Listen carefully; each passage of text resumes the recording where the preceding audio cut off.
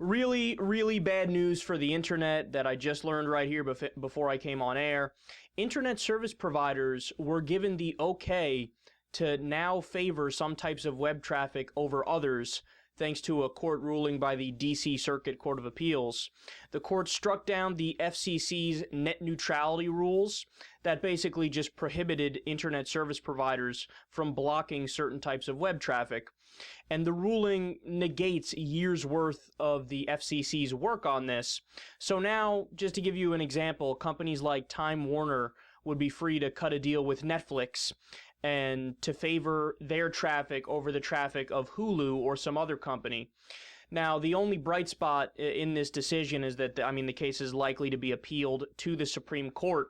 If the Supreme Court will rule on the side of actual net neutrality, yet to be seen. I couldn't even venture a guess at this point. But this is some really scary stuff because up until this point, the internet has just basically been a totally free forum.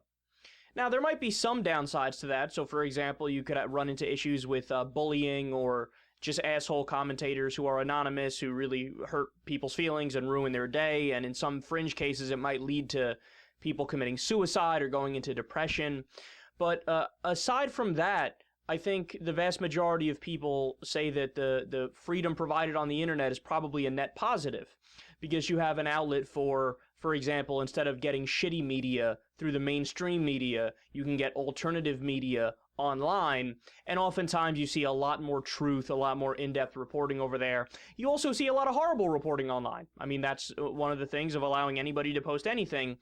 But by and large, the idea of the internet as a big bathroom wall is kind of inherent in what the internet is, and most people would favor that. So here's another reason why this is really bad if this idea sticks. You could basically have internet providers just extorting money from companies now. You could have them saying, well, look, we're going to every single website or every single business or whatever that starts up online, we are going to make you pay us 15%, 20% of your revenue to allow quick access to your site. And if you don't do that, then we're going to make access to your site slower and this other guy who paid us faster. So I'm scared of how this affects us, to be honest, how this affects new media, how this affects YouTube and Google, which obviously that's where a lot of my videos end up, apart from Secular Talk Radio and Blog Talk Radio.